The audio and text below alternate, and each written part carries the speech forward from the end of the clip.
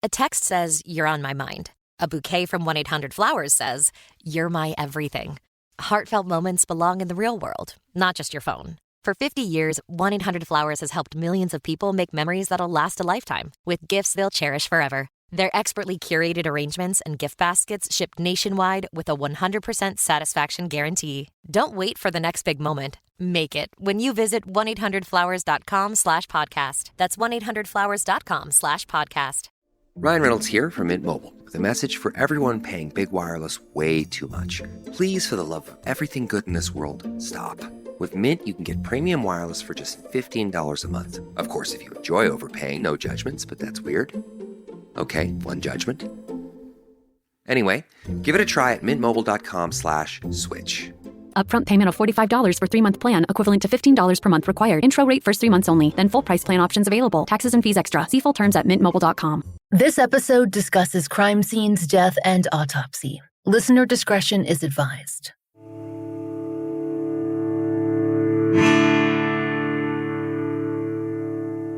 This is The Fall Line.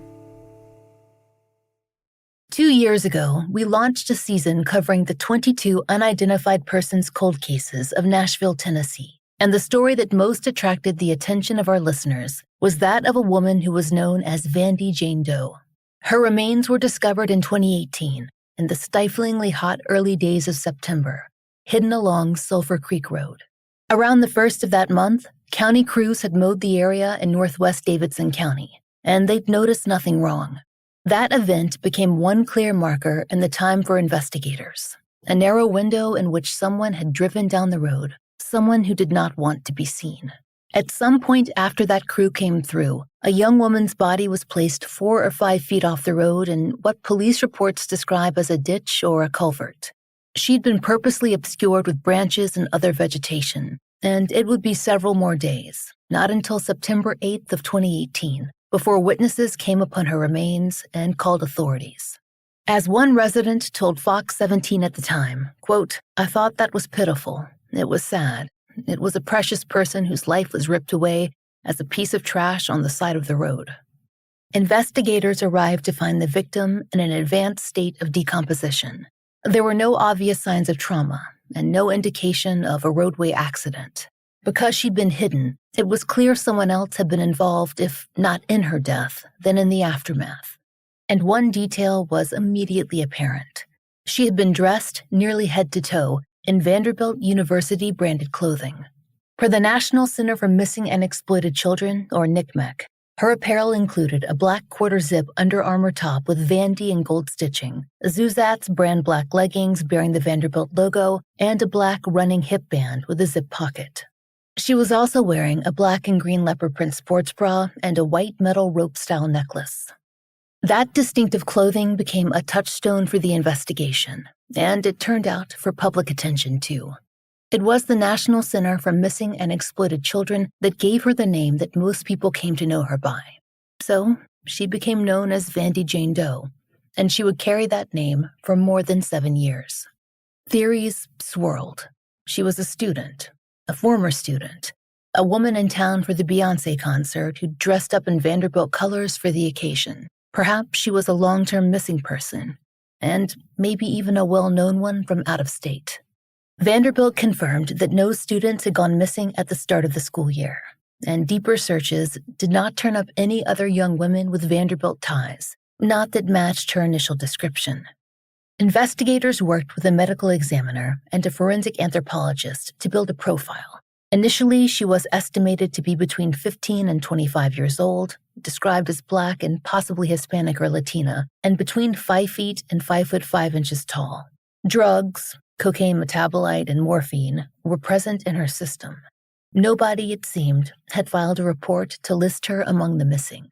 So as now retired Detective Matthew Filter of the Metropolitan Nashville Police Department told WKRN in 2022, they made the decision to exhume her remains for forensic investigative genetic genealogy, a choice that would lead to a revised description, age, ancestry, and eventually her identification. We covered the woman then known as Vandy Jane Doe as part of our Tennessee Doe series, and we returned to her case in our Doe's Identified update episode with Detective Filter in the spring of 2025. In both episodes, he released information that was meant to aid an investigation. But the big breakthrough, at least for forensic investigative genetic genealogists, was announced in that second episode. By then, new developments had emerged. A forensic anthropologist had revised her estimated age upward to 21 to 35 years old. Othram Lab had developed a comprehensive SNP DNA profile from new biological samples for forensic investigative genetic genealogy, which had in turn been uploaded to Family Tree DNA and to GEDmatch Pro, and genealogy work was actively underway. The surnames of Mangarelli and Moore were appearing on the Italian and African American sides of her tree, respectively. As Detective Filter told us in that update, 80 different possible matches had come in through tips, and the majority had already been excluded.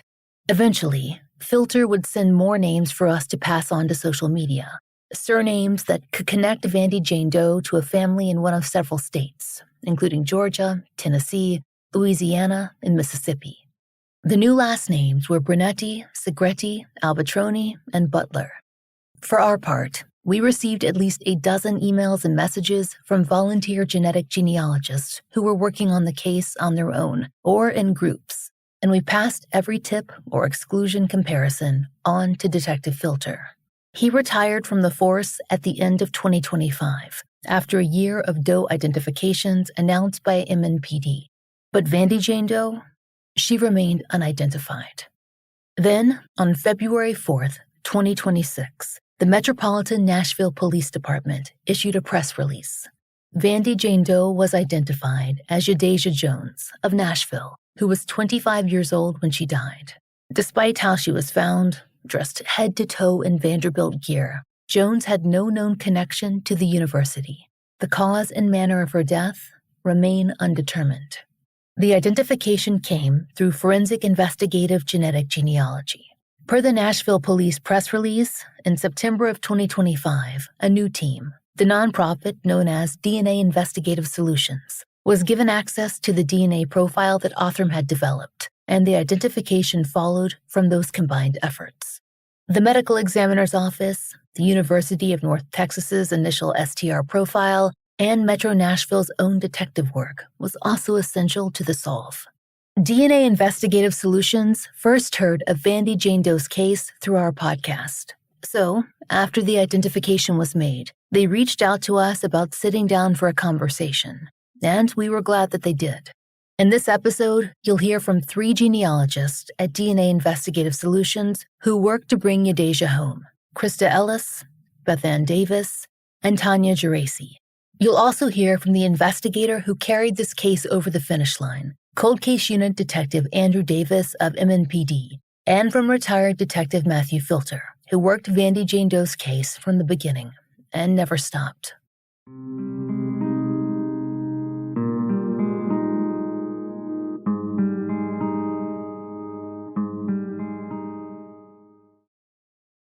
Craving the coffee flavor you love, but without the caffeine? Kachava's got you covered with their newest coffee flavor. This all-in-one nutrition shake delivers bold, authentic flavor crafted from premium decaffeinated Brazilian beans. Quality nutrition shouldn't be complicated. Just 2 scoops of Kachava's all-in-one nutrition shake, and you've got 25 grams of protein, 6 grams of fiber, greens, and so much more. Whether you're craving that coffee taste to kickstart your morning ritual, or as a nutrient-packed reward to round out your afternoon, Kachava keeps you fueled and satisfied wherever your day takes you. Plus, it actually tastes delicious. No fillers, no nonsense. Just the good stuff your body craves. And for the times you feel like switching it up, you've got 7 flavors to choose from, all with the highest quality ingredients. Treat yourself to the flavor and nutrition your body craves. Go to Kachava.com and use code NEWS. New customers get 15% off their first order. That's KACHAVA.com, code NEWS.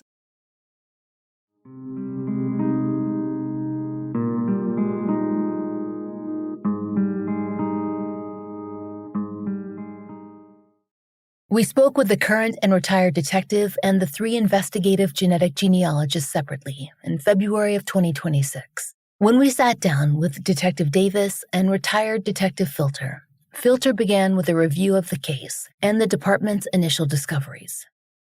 So, Detective Filter, you worked this case from, I believe, 2018 until your retirement at the end of 2025. Can you walk us through how the investigation evolved over those years? Yeah, so I'll just recap it a little bit. On September 8th, 2018, a body was found in the ditch on Sulphur Creek Road in the Whites Creek area of Nashville, Davidson County. She was discovered by a couple driving down the road after a bird had dragged the skull into the roadway. The initial investigation indicated the body was dumped at the location and had been there for several days due to the advanced state of decomposition. After the medical examiner and anthropology examination, the victim was confirmed to be female and likely African descent. As with any other unidentified human remains case, or UHR case as we refer to them as, we take whatever information we can glean from the remains and get that information entered into any databases to try and find a match.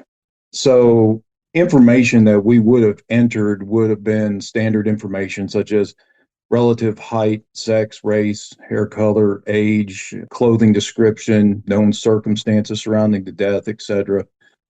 One of the unique descriptors with her was she was wearing all Vanderbilt University athletic attire, which is how she eventually became known as Vandy Doe. A few tips came in initially, but were all quickly unfounded. When Vandy Doe was found in 2018, the UHR cases in Nashville were worked by the precinct investigation units until they were officially deemed a cold case. Now, I had initially responded to the scene and was assisting the precinct investigation detectives. So I helped with the case for the first few days and then didn't have anything to do with it until around April of 2022. At that time, NCMEC, or the National Center for Missing Exploited Children, had opened a case on Vandy Doe because she was believed to possibly be as young as 15 years. I started working with NCMEC, who created a forensic rendering of Vandy Doe to have disseminated publicly. We also did research on the clothing, which included tracking down the manufacturer and possible points of sale, as well as sending the clothing to a lab for pollen analysis to see if we could determine what part of the country, or the world for that matter, she may have come from.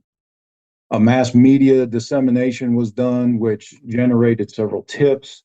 Unfortunately, they were all unfounded, or we were unable to verify them at the time because of no dental or DNA information.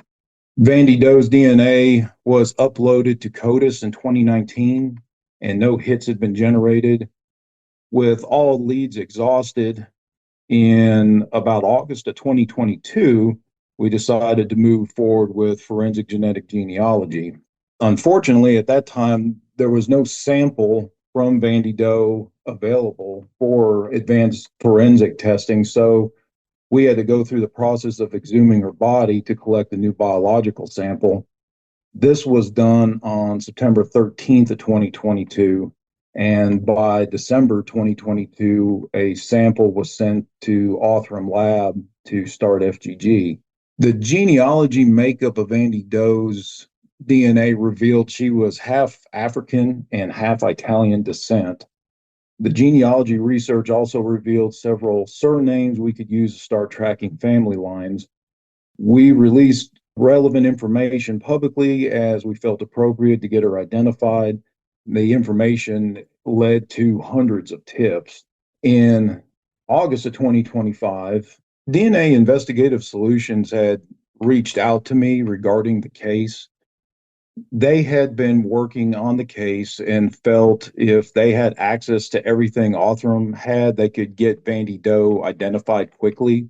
I initially wasn't interested in having the case reassigned to someone else. I had received requests for information from genealogists all over the world and thought DNA Investigative Solutions was just another one of the many genealogists wanting to solve the case, which I appreciate any help in getting a case solved, but It would have been irresponsible for any investigator to hand over an entire case to someone without some kind of vetting. Othram had had the case for over 2 years and had done a lot of work on the case. And I've got to give Othram credit for building the tree as far as they did, because they did do a lot of work on it. But over the last several months, the case seemed to have stalled.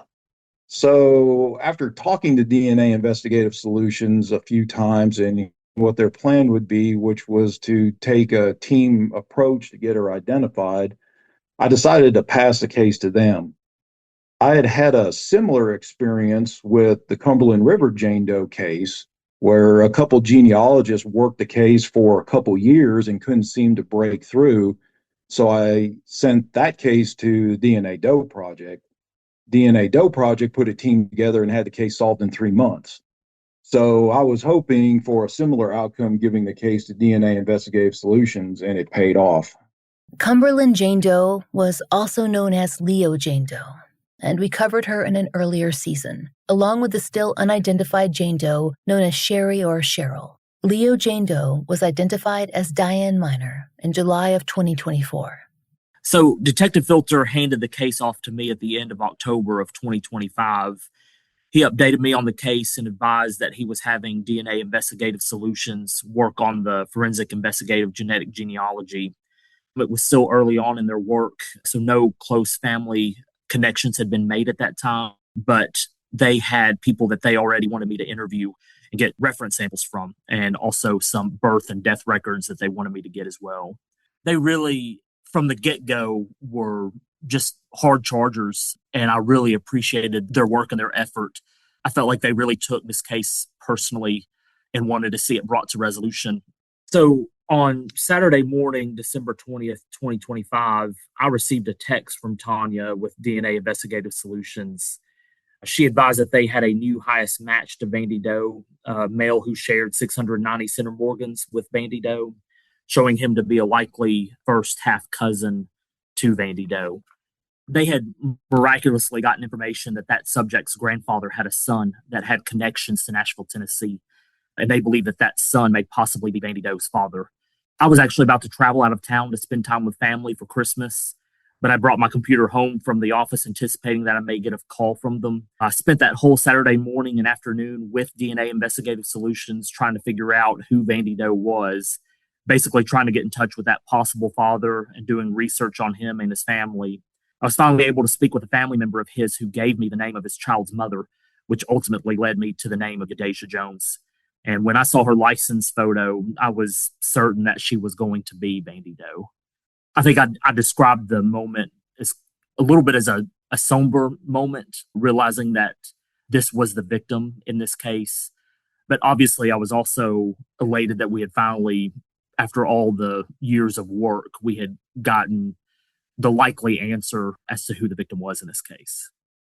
We will return to the detectives, but now seems like a good time to introduce the investigative genetic genealogist whose work identified Yadezia Jones. DNA Investigative Solutions, a recently formed nonprofit.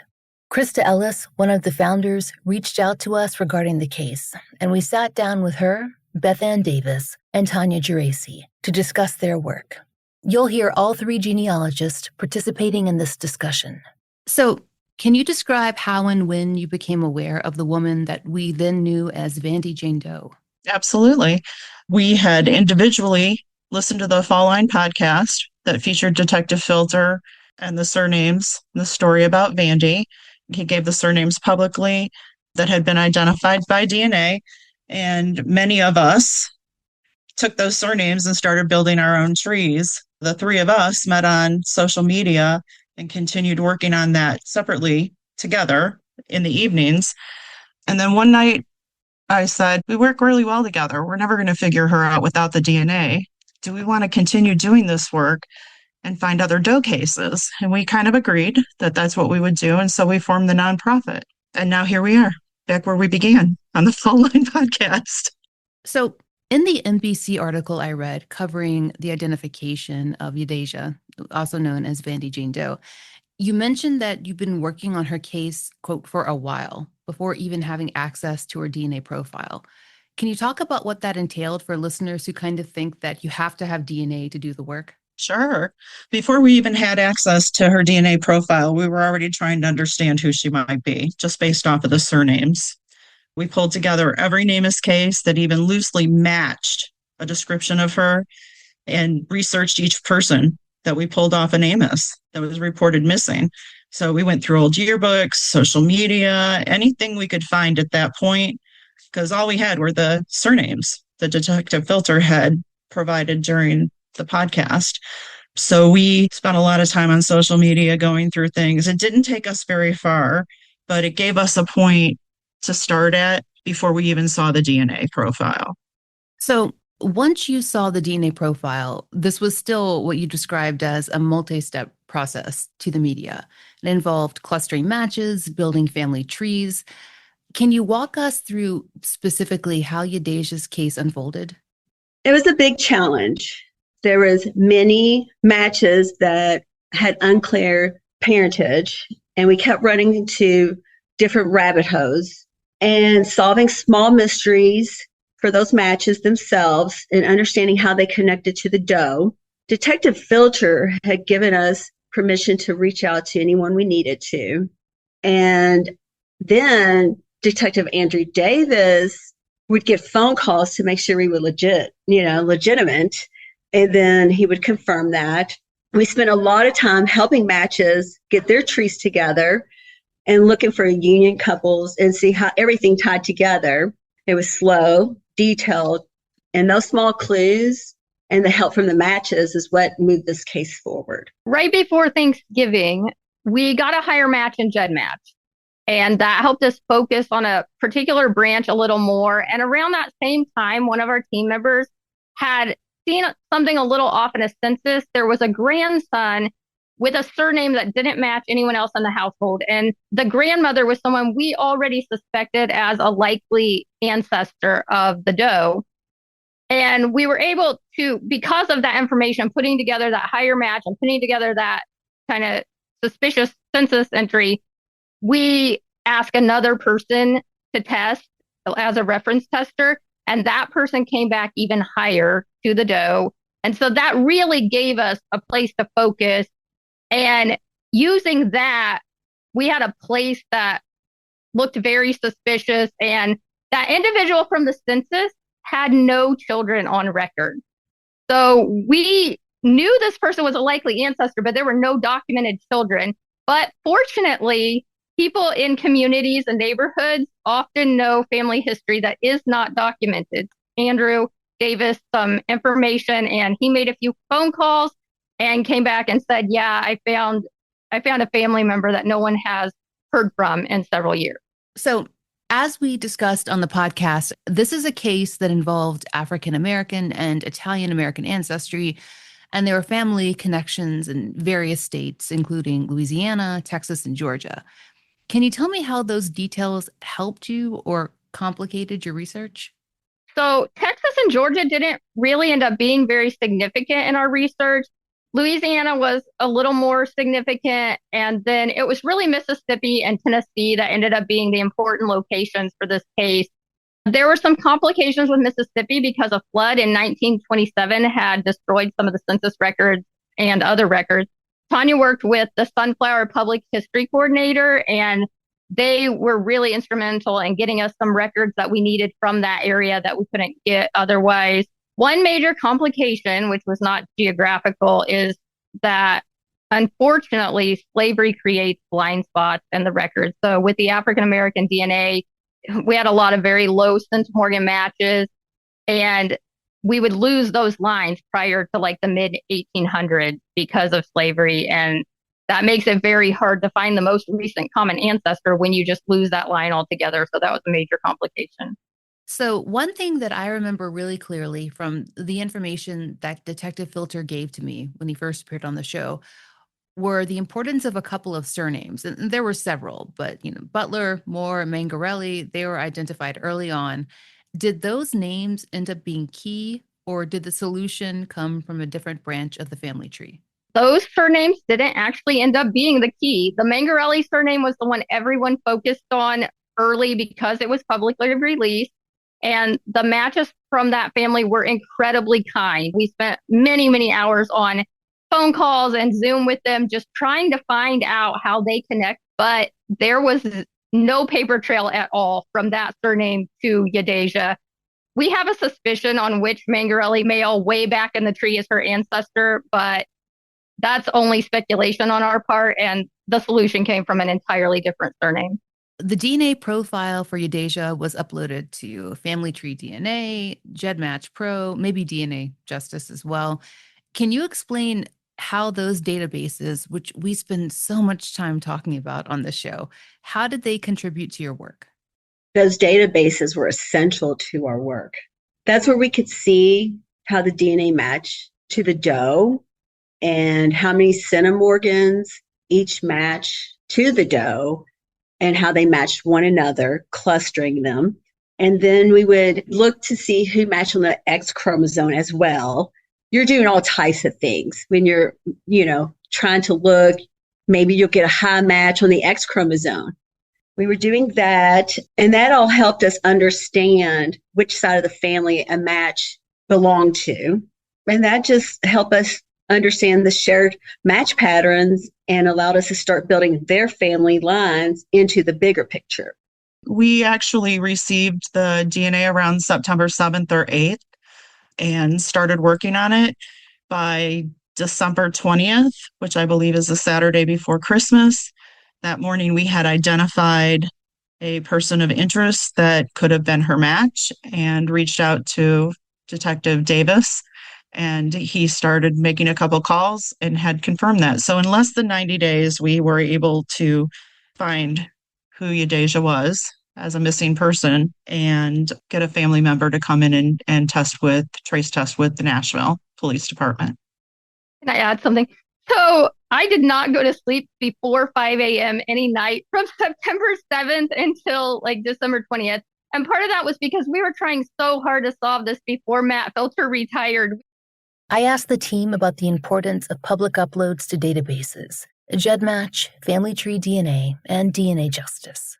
Those uploads were absolutely critical. This case would not have been solved without the matches that eventually led us to Yadezia. One small centimorgan match on its own might not mean much, but when you put a cluster of many small centimorgan matches together, you start to see those patterns that identify a shared great-grandparent, great-great-grandparent, even farther back in the tree. And those clusters give us a section of the family tree to focus on. From there, we can build forward, and when appropriate, that's when we can ask a relative to reference test to rule a line either in or out. Every person who uploads their DNA helps create those clusters, and that is what makes cases like this solvable. We cannot solve these cases without people uploading their DNA. That's what makes our work possible. The matches in GEDmatch, DNA Justice, and Family Tree DNA are what allow us to see the patterns. They allow us to build the family lines and eventually identify a doe. If you want to help, the most impactful thing that you can do is take a consumer DNA test and upload to the law enforcement databases. GEDmatch, you must opt in for law enforcement matching, and then Family Tree DNA and DNA Justice. More matches make identifications faster and more accurate. And especially for people in the communities that are underrepresented in the databases, that's usually ethnic minorities, we need you to upload because every match truly matters for a case. And this was a 7-year-old case when it was solved. And it's something I really want people to understand, and I hope you'll explain. The process of IgG and kind of the perceived quick fix that people may perceive comes with IgG. People are always saying, run the DNA, whatever that means online. But I'd really like to talk about what you want people to understand about that approach and why it's not as fast as some people think it should be or assume it will be. Well, as important as investigative genetic genealogy is for this time period, it isn't a quick fix. It isn't a magic wand. Some cases come together in hours. You may have a DNA profile that gets uploaded and there's already DNA there that matches high. Sometimes there's no matches or really, really low matches. So that can complicate things, but it could take hours It could take days. It could take months or even years if you have low matches. So you're limited to certain records, complicated family histories. So even if what you think is a high match, sometimes you still have to build out those trees, and that's a tedious process to make sure it makes sense, right? So we often build full trees for every single match that we have in GEDmatch or FTDNA to get to that one key person that it could be, or the family or the line it could be. This is a case that so many people have followed and cared about and shared. It's something that really stuck with me, that her case really struck a chord with our listeners, with folks that would just follow on social media who didn't even listen to the podcast, message boards, the genealogical community, everyone. So I'd be really interested to hear about what lessons you feel that you may have learned from Yadezia's case that might inform your work in the future, because I know this was a difficult solve. Never give up. Even when the case is challenging, you just got to keep working it. You can take, as Beth just mentioned, a very small match, and it could actually be a line that's documented well. There's lots of different family lines. You just need to work them, and circumstances become complicated, and you just got to keep going. I would just say being patient and not giving up and just staying committed. You just keep things moving forward, just chugging along, and that's how you get it done.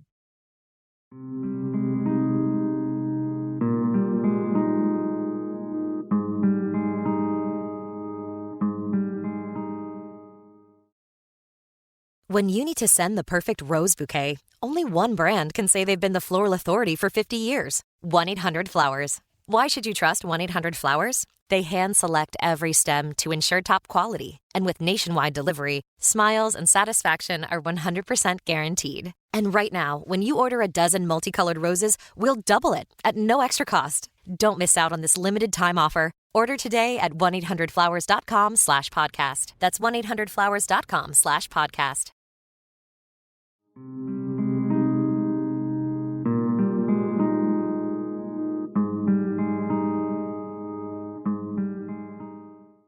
We'll pick back up here with Detectives Filter and Davis. Detective Davis walked us through what came after the initial identification of Yadezia Jones. I asked both detectives about the ongoing difficulty in connecting missing and unidentified persons. The same day that I came across the name Yadezia Jones, I was able to make contact with a very close family member who pretty much confirmed to me that they had not seen or heard from her since 2018. And they were eager to want to answer any questions that we had and trying to get as much information as we could. So the family did say that they were receiving sightings of Yadezia Jones around town, and actually from family members who believed that they had seen her. So they had kind of assumed that she was okay and just living her life. And I know that I would definitely tell families that if they have a loved one that they haven't heard from in some time, to try to make contact with them. And if they're not able to get in touch with them, I think it would be worth them filing a missing persons report. Yeah, for sure. If a missing persons report isn't filed, then no one knows the person is missing and no one knows to be looking for the person. When no missing persons report is on file for a UHR, there is no way for law enforcement and coroners, medical examiners to make a connection in any of the databases at our disposal. But it goes beyond the report. Biometric information is extremely important in missing persons cases. DNA, fingerprints, dental records, along with the most recent photo available, to include all the person's tattoos and scars if they have any, and medical records, especially if they have had some type of major surgery where they are walking around with hardware. All of this needs to be provided in order to have the best possible outcome, especially if the missing person becomes a UHR. My advice to families, if you haven't heard from a family member or even a close friend in a while, and you can't get a hold of them or find them, make a report. Oftentimes, law enforcement can track a person down within a few days and verify their welfare. But if the missing person isn't located in a few days, then make sure to give law enforcement the biometric information. The more law enforcement has to work with, the better the chances of them locating and or identifying the missing person. The investigation has found no ties between Yadezia and Vanderbilt University, but there is the possibility that she received those items from Vanderbilt Hospital. Her family's comments to outlets indicate that she was released from care there shortly before her death. But Detective Davis says that he's still tracking leads in that area. The more he knows about when and where she got that clothing, the higher the likelihood is that he might get a clue to what she was doing in the days before her death.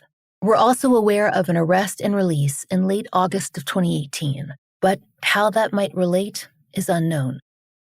Did the lack of Vanderbilt connection surprise you, given how thoroughly she was dressed in that clothing? And is there something that we can take from that in terms of how we make assumptions regarding potential clues and identification? I think Detective Filter had already really thoroughly investigated that aspect, that it really wasn't a surprise to me. And it's obviously a great potential lead in helping us try to identify her, but it definitely is a reminder that you have to have a broad focus.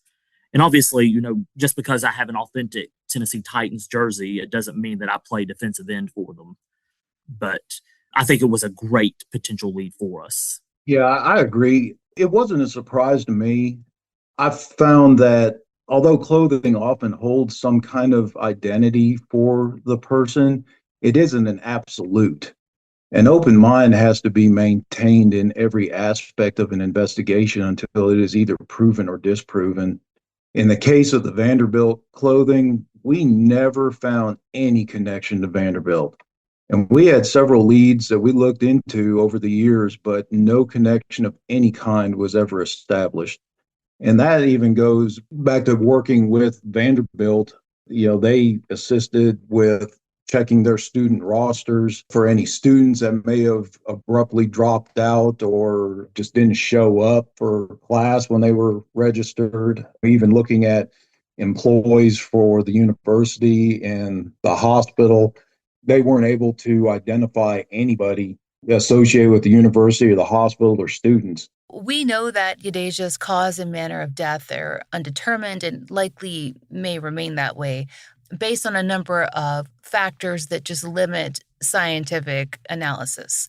Now that you have her identity, though, what investigative avenues have opened up? So obviously we're trying to find out as much information about Miss Jones as possible. Her family's been very cooperative with us, telling us about her and answering any questions that we have.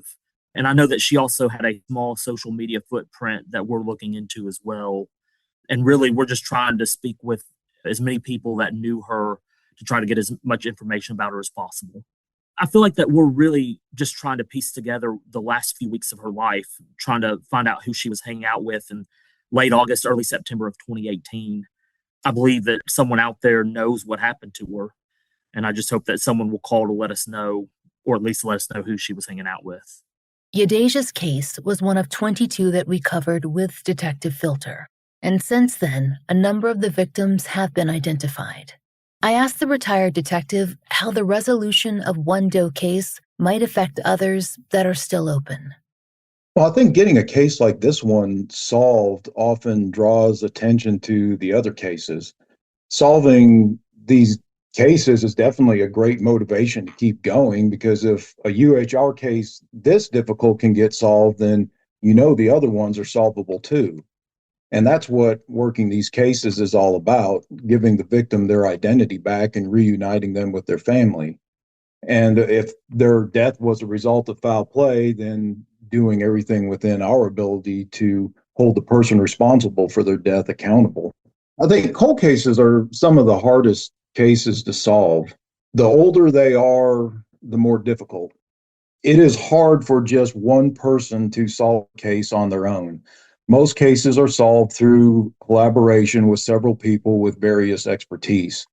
And the public also plays an important role in the investigation because, with the exception of forensic evidence, we have to rely on the public to come forward with information. And that is where a lot of our leads are generated from. I believe any case can be solved It's just a matter of talking to the right people and getting those people to give us the information we need. And technology is constantly advancing. In fact, it's advancing at a pace that it's becoming hard to keep up with. I see many of the newer cases being easier to solve as time goes on. I mean, just look at the Doe cases that we've covered. Some of those cases were 30 or 40 years old, and at the time, no one thought they could be solved. And here we are today identifying the unidentified, closing missing persons cases, and arresting killers that thought they got away with it. So we won't ever give up as long as we have things to work with, and neither should a family. Detective Davis, he wants to highlight people and organizations that made Yadezia's identification possible. The University of North Texas Center for Human Identification did the original DNA work, uploaded Vandy Doe's profile to CODIS, and they also ultimately did the familial testing to confirm that Vandy Doe was in fact Yadezia Jones. Authored developed the SNP DNA profile for Vandy Doe and uploaded it to the appropriate websites. And they also did the initial genetic genealogy in this case. DNA Investigative Solutions took over the investigative genetic genealogy in this case in September of 2025. They did phenomenal work. They worked around the clock and encountered numerous hurdles with this family tree, but ultimately led us to identifying Vandy Doe as Yadezia in just 3 months. And then I would also like to mention our medical examiner's office. You know, on top of all their investigations and working with us and determining cause and manner of death in a lot of our cases, they do relentless work on our unidentified human remains cases. They're with us every step of the way and trying to give them their names back. Yadezia Jones has been identified, and our thoughts are with her family as they navigate what comes next. As we told you, the cause and manner of her death remain undetermined, and Detective Davis is still piecing together the last weeks of her life, trying to find out who she was with and what happened to her in those final days. If you knew Yadezia or know anything about who she was spending time with in late August or early September of 2018, please contact Cold Case Unit Detective Andrew Davis at 615-862-7720. You can learn more about DNA Investigative Solutions in our show notes. We'll be back soon with our next season, and this month, you'll also hear about the cold case homicide of Darren Gray, which we're revisiting in hopes of generating tips and leads. If you know of a case that should be covered on the Fall Line, there's a link to our case submission form in the show notes. Thank you for listening. The Fall Line is an independent podcast, and we appreciate listener support. It allows us to do research, obtain FOIA, pay our content advisors, and support and donate to the causes that we care about. Our therapy fund is paid for through Patreon and Apple Premium subscriptions. If you try out the products we advertise, please use our sponsor codes. That really helps. And please take a moment to rate and review our show in your podcast app of choice. If you listen on Apple Podcasts, please be sure to check your subscription to make sure that you're set for automatic downloads so that you don't miss an episode. My book, Lay Them to Rest, is out everywhere. Find out more through the link in our show notes. The Fall Line is written, hosted, and researched by Laura Norton. Interviews by Laura Norton and Brooke Hargrove. Engineered by Southern Gothic Media and Rachel Boyd. Content advisement by Vic Kennedy and Brandy C. Williams. Special thanks to Liz Lipka.